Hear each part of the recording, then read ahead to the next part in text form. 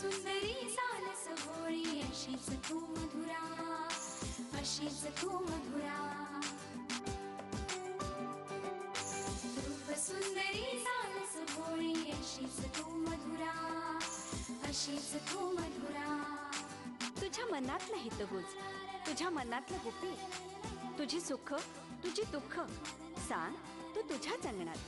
कधी गप्पा, कधी मस्ती, कधी थट्टा, कधी मस्करी.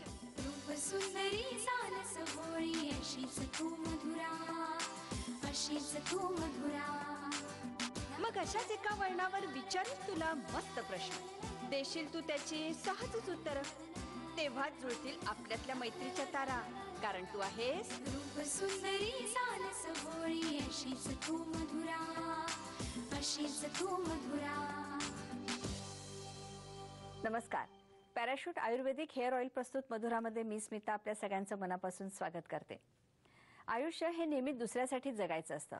आपल्या वाट्यातलं सुख हे दुसऱ्याला वाटून दुसऱ्याचं दुःख कमी करायचं असतं.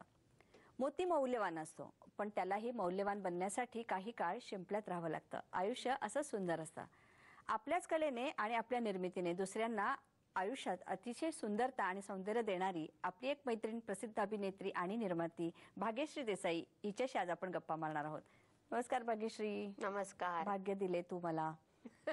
रसिक मोहिनी या तुझ्या संस्थेला आता येणाऱ्या वर्षामध्ये 10 वर्ष पूर्ण होत आहेत. त्यानिमित्त मनापासून तुझं अभिनंदन. कारण अतिशय 3 सुंदर नाटकं, एक महत्वाचा सुंदर चित्रपट आणि अनेक माहितीपट वगैरे आणि बरंच सामाजिक प्रबोधनाचं कामही तू करत आहेस. त्यामुळे प्रचंड असा अभिमान आहे, कारण तू आमच्या परिवारातलीच एक मैत्रीण आहेस. आज कसं वाटतं तुला, म्हणजे 10 वर्ष पूर्ण होत आहेत. पाहता पाहता 2002ला सुरू झालं आणि 2012ला आता 10 वर्ष पूर्ण होत आहेत. हो, म्हणजे आता मागे वळून बघताना खरंच वाटत नाही की 10 वर्षापूर्वी अचानक मला असं सुचलं की आपली निर्मिती संस्था असावी आणि नाटक प्रोड्यूस करावं. असं अचानक एका पहाटे माझ्या मनात आलं. मी त्याप्रमाणे जुळवाजुळव सुरू केली आणि बघता बघता आता 10 वर्ष पूर्ण होत आहेत.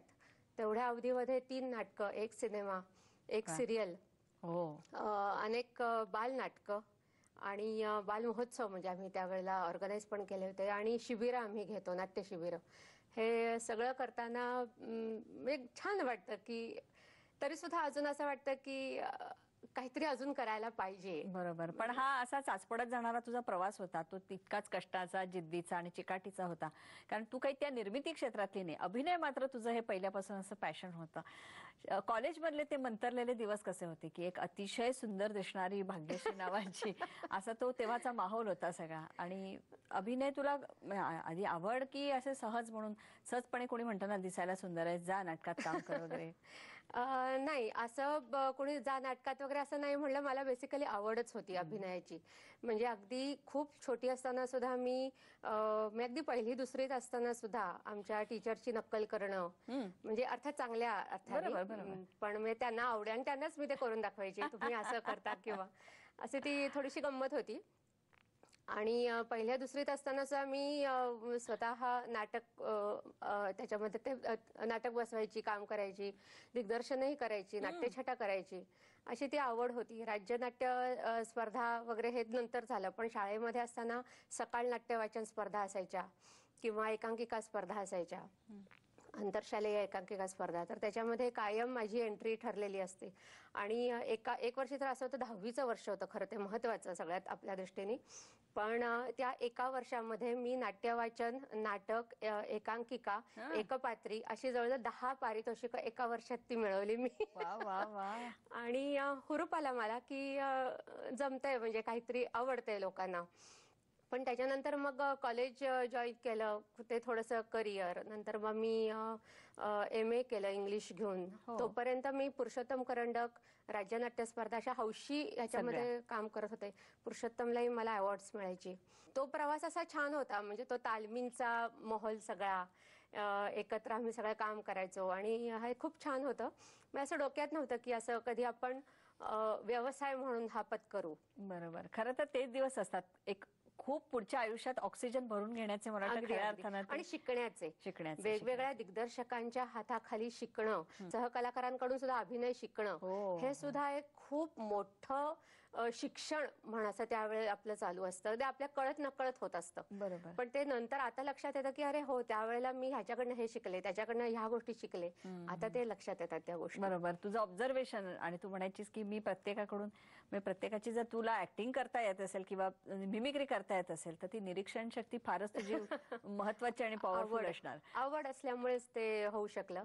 आणि नंतर असं अचानक झालं ना की एक म्हणजे आयुष्यामध्ये आपण अनेक गोष्टी ठरवतो, अनेक गोष्टी होतात, अनेक गोष्टी होत नाहीत. बरोबर. तसं झालं थोडंसं. आमच्या घरात थोडंसं वातावरण नाटक किंवा सिनेमाच्या दृष्टीने पोषक म्हणशील तर तेवढं आवड नव्हती कोणाला.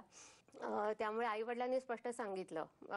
देवल म्हणजे आमचे सर्कसवाले देवल आम्ही माहेरगावी, आणि वडील माझे डोळ्याचे डॉक्टर होते. त्यामुळे त्यांची अपेक्षा होती मी डॉक्टर व्हावं.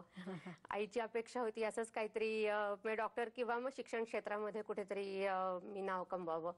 आणि त्याप्रमाणे मग मी म्हणजे BSc पण मला ते करायचं नव्हतं. मग मी आर्ट्सला गेले, तिथनं MA केलं मी इंग्लिश घेऊन. बापरे. आणि त्याच्यानंतर मग 11वी 12वी कॉलेजमध्ये मी शिकवत होते. 1 वर्ष शिकवलं मी इंग्लिश हा सब्जेक्ट शिकवायची.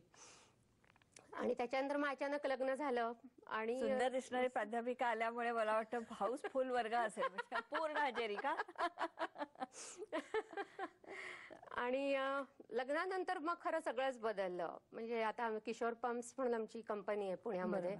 आणि म्हणजे माझ्या सासऱ्यांनी ते चालू केली. आता पुढच्या वर्षी 50 वर्ष पूर्ण होतील. आणि इतका मोठा व्याप असल्यामुळे त्यांना मदत करावी मिस्टरांना, बरोबर, म्हणून मी बिझनेस मॅनेजमेंट जॉईन केलं.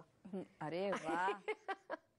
म्हणजे मग नाटक आणि हे सगळं मी पूर्ण बाजूला ठेवलं की त्यांना मदत करायची. बरोबर. आणि त्याच्यानंतर लग्नानंतर मी पुन्हा 2 वर्ष कंपनीत जात होते रोज कामाला. वा वा वा वा.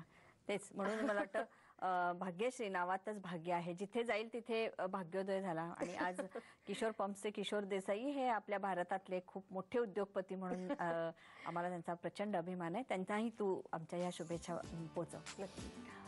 नशीब हे तुमचं भाग्य कधी बदलू शकत नाही, पण तुम्ही अचूक घेतलेले निर्णय मात्र तुमचं नशीब आणि भाग्य नक्कीच बदलवू शकतो असं म्हणतात.